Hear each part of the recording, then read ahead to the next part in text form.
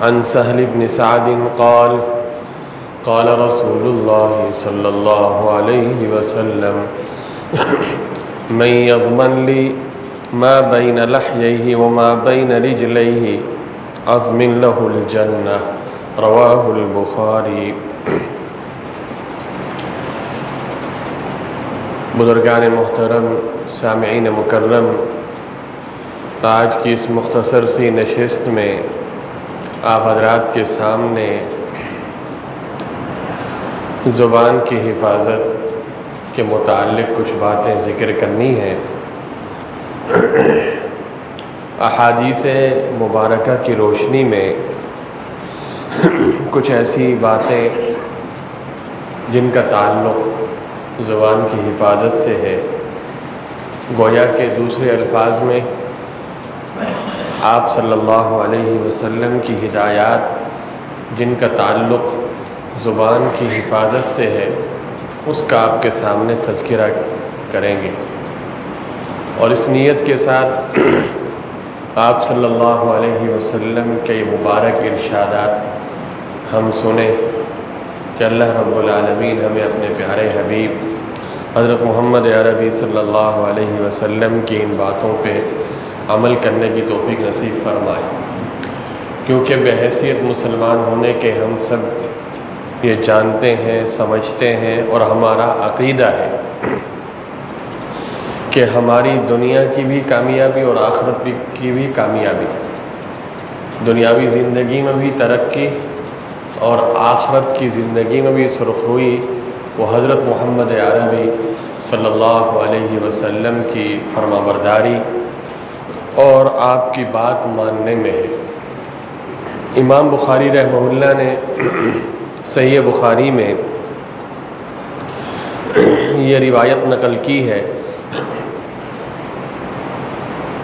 और मशहूर सहाबी रसूल हज़रत सहल इब्न सअद रज़ी अल्लाह अन्हु से ये रिवायत है कि अल्लाह के रसूल सल्लल्लाहु अलैहि वसल्लम ने इरशाद फरमाया, मन यज़मन ली मा बैन लह्यैहि व मा बैन रिजलैहि अज़मन लहुल जन्नह। रसूल करीम सल्लल्लाहु अलैहि वसल्लम ने इरशाद फरमाया, जो शख्स मुझे इस बात की ज़मानत दे कि वो अपनी इस चीज़ की हिफाजत करेगा कि जो उसके दोनों जबड़ों के दरमियान है, यानी ज़ुबान और दांत, और जो उसके दोनों पाँव के दरमियान है, यानी शर्मगाह, तो मैं उसकी जन्नत की ज़मानत लेता हूँ। अब ये जो दो जबड़े हैं जी, इनके दरमियान जो है ये ज़ुबान है, दांत है, इनकी हिफाजत करे। और इनकी हिफाजत से मुराद क्या है कि ज़ुबान को बेफ़ायदा अल्फाज व कलाम और फहश गुफ्तगू और इसी तरीक़े से बदज़ुबानी, बद कलामी, गालम गलूज, इस तरह इन सब चीज़ों से महफूज रखें। और दांतों की हिफाजत का मतलब ये है कि जो अल्लाह ताला ने जो चीज़ें इसके लिए हराम करार दी हैं, उसके खाने पीने में इन दांतों को मुलव्वस न करें। और शर्मगाह की हिफाजत ये है कि इसको ज़िना, बदकारी और नाजायज़ कामों के लिए इसको इस्तेमाल न करें। और मैंने आपके सामने इस हदीस के बारे में यह भी बताया कि ये बुखारी शरीफ की रिवायत है और ये रिवायत सनद के एतबार से मजबूत है। अब यहाँ दो चीज़ों यानी दो काम हैं। एक काम किसने करना है? हमने करना है। और एक काम का ज़िम्मा किसने लिया? प्यारे आका हज़रत मोहम्मद अरबी सल्लल्लाहु अलैहि वसल्लम ने। आप सल्लल्लाहु अलैहि वसल्लम जो चीज़ अपने ज़िम्मे ले लें तो बहैसियत उम्मती होने के हमारे ये ईमान और यकीन है कि प्यारे आका उसको ज़रूर पूरा करेंगे। इतनी बात है नहीं, ये यकीन है नहीं हमारा। अल्लाह के नबी ने इस काम पर किस चीज़ की ज़मानत दी? जन्नत की। और अगर जन्नत मिल गई तो और क्या चाहिए बताइए? देखें, जन्नत में बहुत कुछ होगा। अब जन्नत की तफसीलात थोड़ी बयान करूँ, आपको पता है क्या कुछ होगा जन्नत में। जन्नत में बहुत कुछ होगा, लेकिन सबसे बड़ी नेमत क्या है कि अल्लाह राज़ी हो जाएंगे।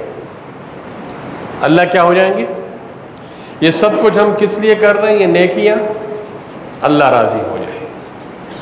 व रिज़वानुम मिनल्लाहि अकबर। लेकिन चूंकि हम इंसान हैं ना, अगर हमें ये कह दिया जाता कि बदनज़री मत करो, गुनाहों से दूर रहो, अल्लाह राज़ी हो जाएगा, तो बहुत मुश्किल है कि हम अपने आप को गुनाहों से बचाते। नमाज पढ़ो, वक्त पे नमाज पढ़ा करो, अल्लाह राज़ी हो जाएगा, तो शायद इतना ज़्यादा हमें शौक़ ना होता। हम अपनी बचगाना, हमारे अल्लाह वाले, अल्लाह के वलियों की बात नहीं कर रहे, हमारा जो मिजाज है, तबीयत।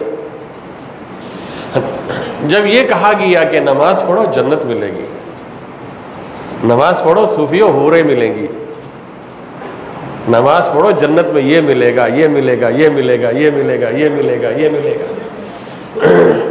वलिमन खाफ़ मक़ाम रब्बिही जन्नतान फ़बिअय्यि आलाइ रब्बिकुमा तुकज़्ज़िबान ज़वाता अफ़नान। फिर आगे फ़ीहिमा आइनानि तजरियान। फिर जन्नत की खूबियाँ बयान की, जन्नत में ये होगा, ये होगा, ये होगा। फ़ीहिन्ना खैरातुन हिसान हूरुम मक़सूरातुन फ़िल ख़ियाम। इसकी एक मिसाल है, बाद अल्लाह वाले बयान करते थे, छोटा बच्चा होता है ना, छोटा बच्चा, अब वो ना समझ है, छोटा सा बच्चा होता है, हम उसको स्कूल में डाल देते हैं, अभी उसको अपने अच्छे और बुरे का पता ही नहीं है। इम्तिहान आ रहे हो तो अब्बा जी क्या कहते हैं उससे, अम्मी क्या कहती है? अगर अब्बा और अम्मी उससे ये कहें कि बेटा तुम इम्तिहान में अच्छे नंबर ले लेना, हम खुश हो जाएंगे, हम राज़ी हो जाएंगे, अब बच्चे को क्या पता कि खुश होना, राज़ी होना ये क्या है? इसकी कदर और इसकी अहमियत का उसको उस मासूम ज़िंदगी में, उस बचपने में उसको पता नहीं होता। तो समझदार माँ बाप क्या कहते हैं? बेटा तुम अच्छे नंबर ले लेना, फर्स्ट आ जाना, तुम्हें साइकिल दिला देंगे, तुम्हें घड़ी दिला देंगे, हाँ तुम्हें फला चीज़ दिला देंगे।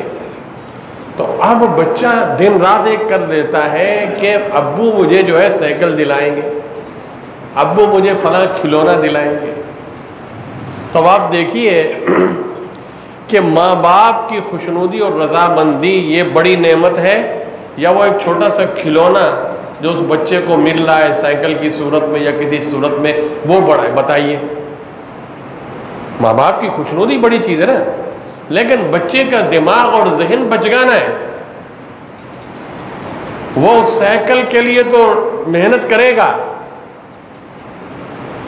उस इनाम के लिए तो मेहनत करेगा, लेकिन अब्बा की रजामंदी, अब्बू की अम्मी की रजामंदी, इसके लिए अगर यही कहते रहे तरगीब, हाँ बेटा पढ़ लो हम खुश हो जाएंगे। तो रब्बुल आलमीन ने कुरान पाक में जन्नत का तज़किरा फरमाया। प्यारे आका हज़रत मोहम्मद अरबी सल्लल्लाहु अलैहि वसल्लम ने जन्नत के नेमतों का तज़किरा फरमाया।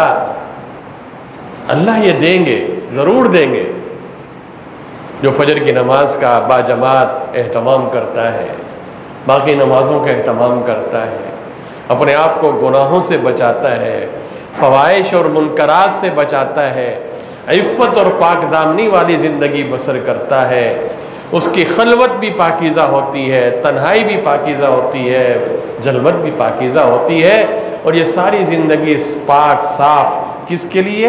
अल्लाह रब्बुल आलमीन को राज़ी करने के लिए वो बसर करता है, गुजारता है। तो अल्लाह उससे राज़ी तो होंगे। अब ये बतला दिया कि जब तुम ऐसा करोगे, ऐसी ज़िंदगी, तुम्हारे लिए जन्नत है, तुम्हारे लिए ये है, तुम्हारे लिए ये है, तुम्हारे लिए ये है। अब यहाँ पर देखिए, एक चीज़ का ज़िम्मा अल्लाह के प्यारे हबीब ने लिया, वो किसका लिया? जन्नत का, कि मैं जन्नत का ज़ामिन हूँ। कब? जब तुम भी एक चीज़ का जिम्मा अपने जिम्मे एक चीज़ लो, और वो चीज़ क्या है? वो चीज़ यही है कि जो तुम्हारे दो जबड़ों के दरमियान और तुम्हारी दो टांगों के दरमियान जो चीज़ है उसकी ज़मानत मुझे दे दो। यानी ये जो दो जगह हैं इनको सही तरीके से तुम शरीयत के मुताबिक इस्तेमाल करोगे, जहाँ जहाँ शरीयत ने इजाज़त दी वहाँ इस्तेमाल करोगे, नाजायज़ कामों में नहीं करोगे। वो होते हैं ना, बाद लोग कहते हैं शॉर्टकट कोई रास्ता बताइए, शॉर्टकट कोई सवाल का जवाब बताइए कि फर्स्ट आ जाऊं और क्या कहते हैं कामयाब हो जाऊं, कोई ऐसी चीज़ बताइए, कोई ऐसी। तो अल्लाह के प्यारे हबीब ने यहाँ जन्नत में जाने का गुर बता दिया और शॉर्टकट बता दिया। बस ये दो जबड़ों के दरमियान जो कुछ है इसका ख्याल रखो, ख्याल रखो, अपनी जुबान की हिफाजत। एक हदीस में फरमाया मन समत नजा, जो खामोश रहा उसने नजात पाई। आज हमें आदत है टर करने की, बहुत ज़्यादा बोलने की। जो ज़्यादा बोलते हैं कहते हैं यार क्या मुताला है इसका, बड़ा क्या कहते हैं मजलिसी आदमी है, बहस मुबाहिसा करने वाला आदमी है, बड़ा खुश मिजाज आदमी है। शुरू होता है तो जी ख़त्म ही नहीं होता, बस बोलते ही रहता है, बोलते ही रहता है, बोलते ही रहता है। और बाद लोगों को वैसे भी शौक़ होता है कि जहाँ दो चार आदमी बैठे हों, मीर महफिल बनने का और सदर मजलिस बनने का। कमाल ये नहीं। किसी ने कहा है कि अगर बोलना चांदी है, बोलना अगर चांदी है तो खामोश रहना सोना है।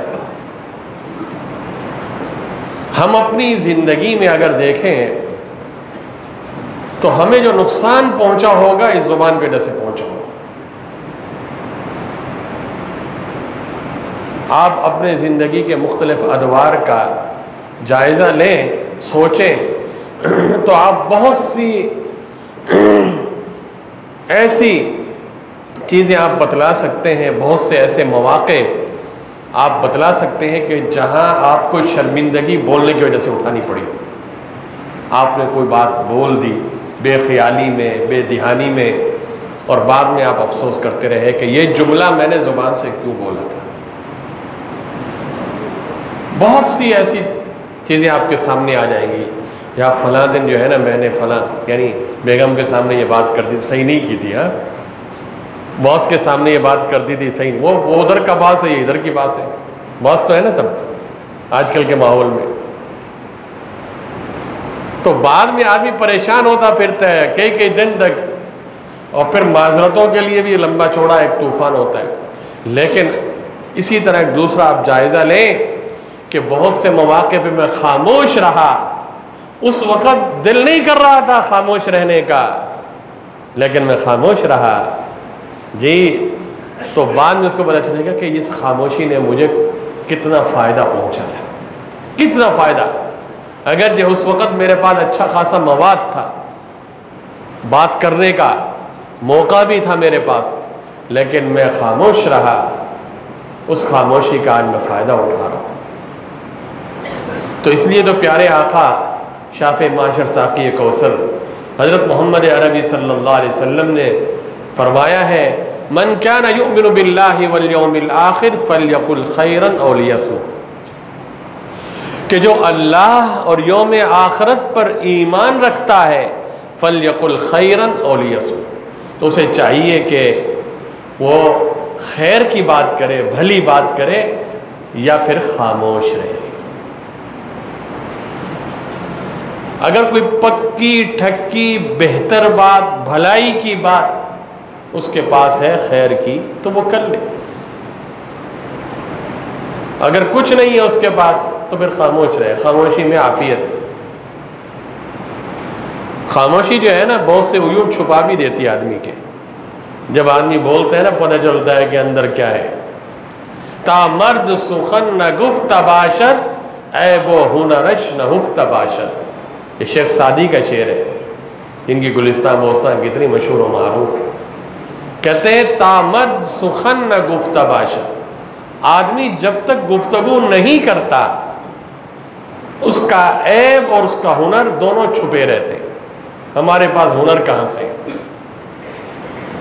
आपने बाद लोगों को देखा होगा कि उनके बारे में पहले हमारा बहुत अच्छा तसव्वुर होता है कि बहुत अच्छा आदमी है फलां, लेकिन जब ज़ुबान से हजरत वाला कुछ बोलते हैं तो ऐसा लगता है जैसे आतिश फशां एक लावा था, इंतजार में था कि अब फटना है। वो सारी जो उसके मुताल्लिक अकीदत की एक दीवार कायम थी, वो सारी की सारी धड़ाम से गिर जाती चंद बोलों की वजह से। और एक अरबी शायर कहता है, जिराहात उस्सिनानी नहत्तियामु वला यल्तामु मा जरहल लिसानु, कि नेज़े के जख्म वो तो मुंतमिल हो सकते हैं, तलवार के, नेज़े के, गोलियों के आदमी जख्मी हो जाए, जख्मों से चूर चूर हो जाए जिस्म, कोई अच्छा सर्जरी करने वाला जर्राह डॉक्टर उसके पास ले जाए, वो इलाज करता है तो वो जख्म क्या हो जाते हैं? अल्लाह के हुक्म से, अल्लाह की मर्जी से ठीक हो जाते हैं। तो नेज़ों के दिए हुए जख्म, तलवार के दिए हुए जख्म, गोलियों के लगे हुए जख्म वो दुरुस्त हो सकते हैं, लेकिन जो जुबान से जख्म दिए जाते हैं वो दुरुस्त नहीं होते। किसी को चुभता हुआ जुमला कह दिया, किसी को गाली दे दी, तंज कर लिया, हम ये समझते हैं कि मौका बड़ा गनीमत था, ये बेचारा हमारे हत्थे चढ़ गया, कमजोर है, तो जो मुंह से बोलना है बोल दो। नहीं, आमतौर पर जब आदमी गुस्से का इजहार करता है फिर देखता नहीं है कि आगे कौन है, और आमतौर पे गुस्सा अपने से कमतर लोगों पे आता है, बड़ों पे नहीं। बड़ों पे तो खुद ही बेचारा, किसी ने कहा कि गुस्सा भी बड़ा समझदार है, गुस्सा बड़ा समझदार है, कमजोर पे आएगा। किसी रिक्शे वाले ने 2-4 रुपए के ऊपर नीचे उसके शुरू हो गए, किसी नौकर से कुछ गलती हुई, किसी मुलाजिम से कुछ गलती हुई, किसी मातहत से कोई गलती हुई, बस फिर आओ देखा ना ताओ देखा, वो सुनाई उसको कि अल्लाह मान वल हफीज।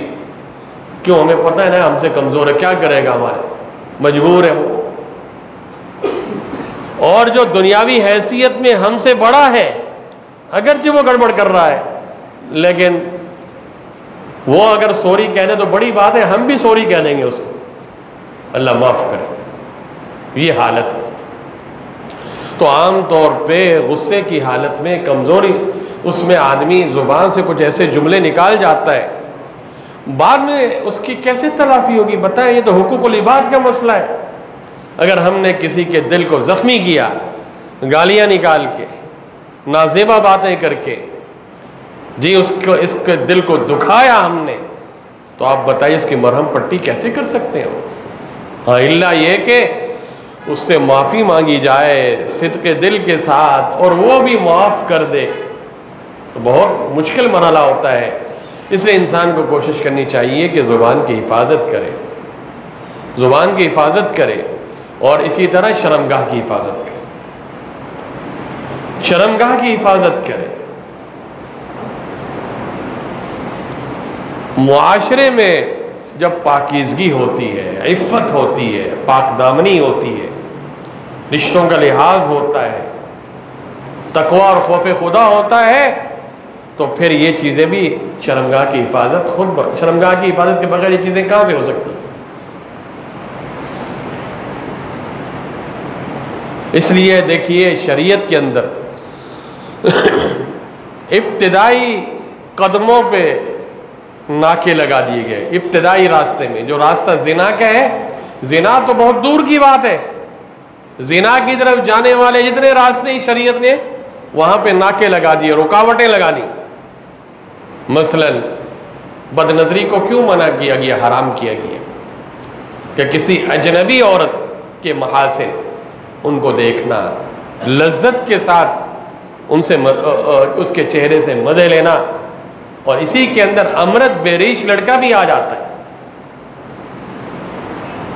लज्जत के साथ उनके चेहरों को देखना और उनसे मजे लेना, इसको शरीयत ने हराम करा दिया। और दूसरी बात ज़हन में रखिए कि इंसान की जितनी खैर खा शरीयत है, कोई और नहीं। अल्लाह, उसके रसूल, ये जितने खैर खा हैं, इस इंसानियत की और कोई नहीं है। शरीयत का कोई हुक्म हिकमत के खिलाफ नहीं है, उसमें सरासर फायदा ही फायदा है, फायदा ही फायदा।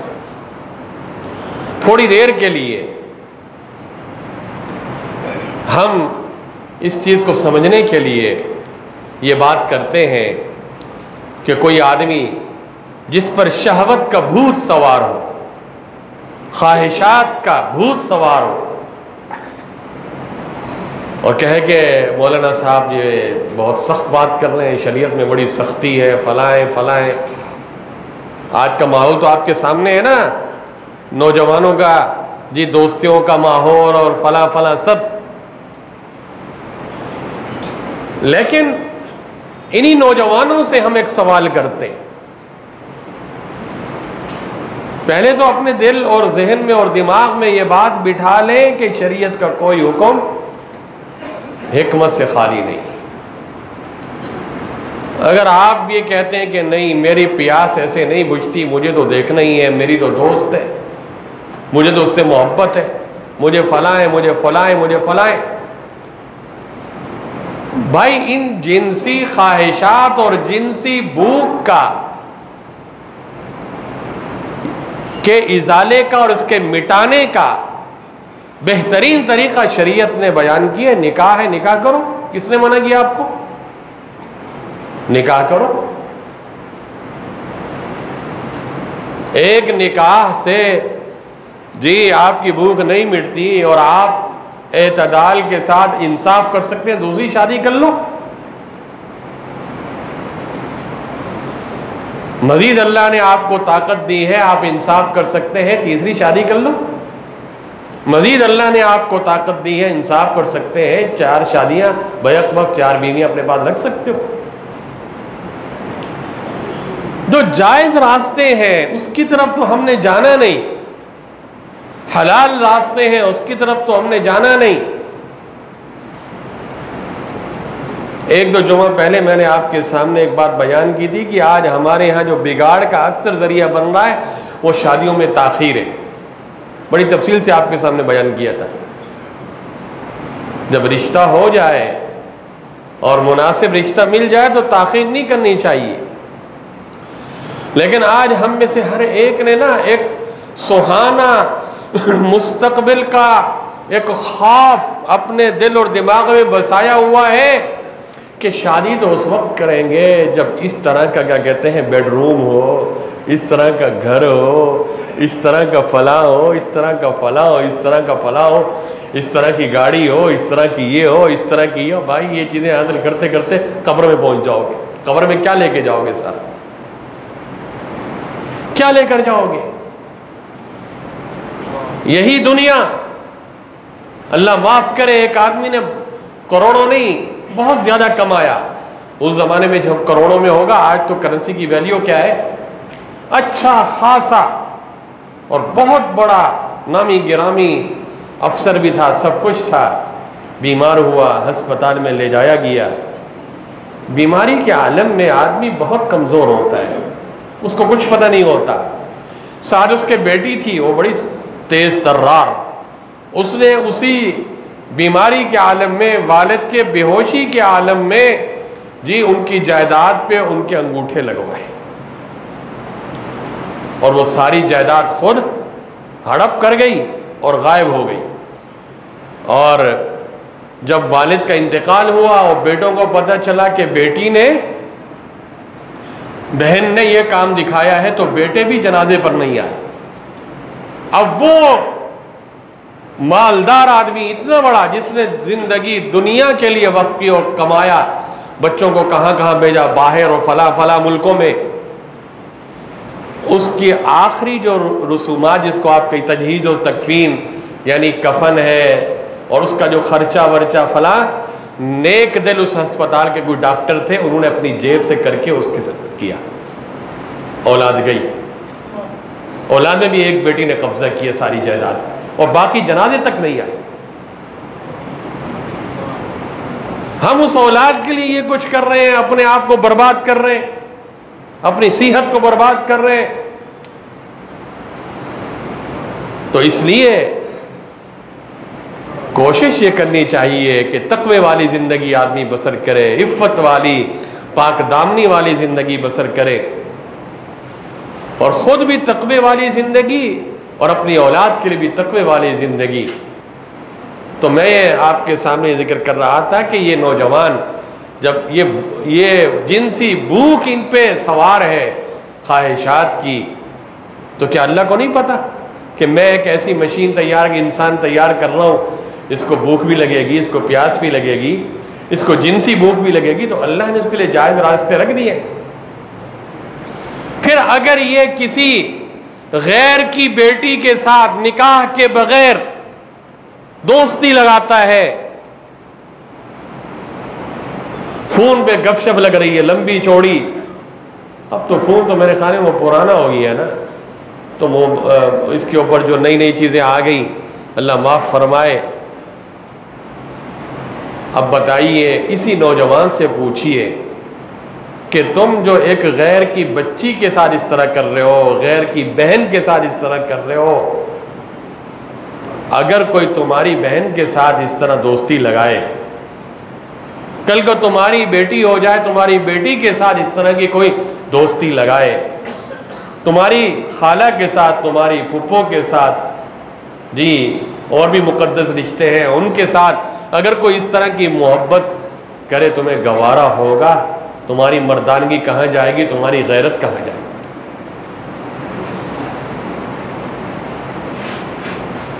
तो फिर कम से कम ये तो सोचो कि यहां तुम्हारा पैमाना क्यों बदल गया।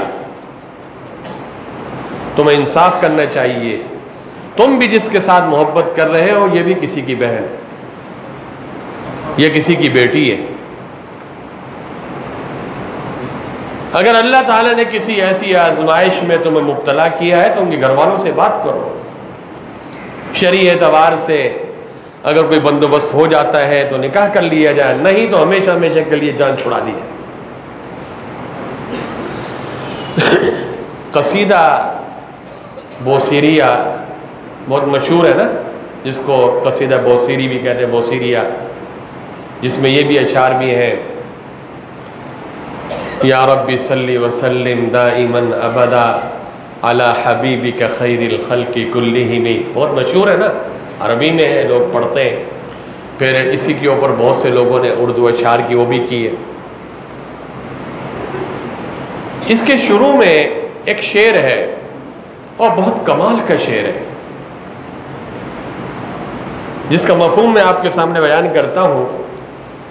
फरमाते हैं कि अन-नफ्सु कत्तिफली, ये जो नफ्स है ना इंसान का, ये बच्चे की तरह है। अगर इस शेर का माना और इस शेर का मफहूम अगर हम समझ गए तो, और फिर साथ अल्लाह ताला से हम मदद भी मांगे, तौफीक भी मांगे, तो इंशाअल्लाह गुनाहों से बड़ी हद तक बचत हो सकती है, क्योंकि अल्लाह की मदद होगी तो हम गुनाहों से बचेंगे। फरमाते हैं कि अन नफ्सु कत्तिफली, कि जो इंसान का नफ्स है ये बच्चे की तरह है। बच्चे को आपने जो पैदा होता है बच्चा, वो माँ का दूध पीता है, माँ के सीने के साथ चिमटता है, माँ की छातियों के साथ चिमटता है, दूध पीता है। तो दूध की एक मुद्दत है ना, मुद्दत रज़ा जिसको कहते हैं, और फिर उसके बाद उस बच्चे के लिए भी दूध पीना हराम हो जाता है। तो आपने देखा होगा माएँ क्या करती हैं, देखा नहीं, पता होना चाहिए, बाज़ों ने देखा, बाज़ों को ना हो पता, शादीशुदा लोगों को तो होता है। माँ ये करती है कि बच्चे से जब दूध छुड़ाना है, क्योंकि आदी है, तो कभी कभी वह मिर्चें लगा देती है, कभी कोई और चीज़, ताकि बच्चे की जो वो है वो दूध की बजाय तवज्जो किसी और खुराक की तरफ हो जाए। अगर कोई माँ ये कहे कि नहीं बच्चा है ना, दी बच्चा है, उसको दूध पिलाती रहे, दूध पिलाती रहे, वो जवान हो जाएगा, छाती नहीं छोड़ेगा, बड़ा हो जाएगा, छाती नहीं छोड़ेगा। उस छाती को छुड़ाने के लिए माँ को ये सब कुछ करना पड़ता है, कभी मिर्चें डालना, कभी क्या करना, कभी ये, ताकि उससे वो दूर हो जाए। और फिर जब दूर हो जाता है, माँ दूर कर देती है ना, फिर कभी ज़िंदगी में पलट के जाता है? कभी भी नहीं जाता। हालांकि सबसे ज़्यादा उस बच्चे की महबूब ग़िज़ा क्या थी? वो माँ की छाती और वही दूध था। वो महबूब खुराक एक इंसान हिम्मत करके छुड़वा सकता है तो गुनाह नहीं छुड़वा सकता। तो फरमाती है कि ये नफ्स भी बच्चे की तरह है। जिस तरह बच्चे से दूध छुड़वाया जा सकता है, इस तरह अल्लाह का वली और अल्लाह का बंदा ये हिम्मत कर ले कि मैंने गुनाह नहीं करना, इस नफ्स से मैंने इस गुनाह को जी छुड़वा देना है, इसके करीब मैं नहीं जाऊंगा, हिम्मत कर ले और अल्लाह से मदद मांग ले, तो ये इससे हो जाएगा, कोई मुश्किल नहीं। नौजवान चाहता है बदनजरी ना हो, हिम्मत कर ले, अल्लाह से मांगे, सलातुल तौबा पढ़े, सलातुल हाजा पढ़े, अल्लाह की तरफ मुतवज्जो हो, ए अल्लाह मैं नेक बनना चाहता हूँ, ज़माना ऐसा है। एक नौजवान बता दीजिए कि जो अल्लाह के सामने उसने हाथ उठाए हो पाक दामन बनने के लिए, पाकीज़ा बनने के लिए, मुत्तकी और परहेजगार बनने के लिए, अफीफ और पाक दामन बनने के लिए, नमाजी बनने के लिए, और अल्लाह ने उसकी सदा न सुनी, बता दीजिए।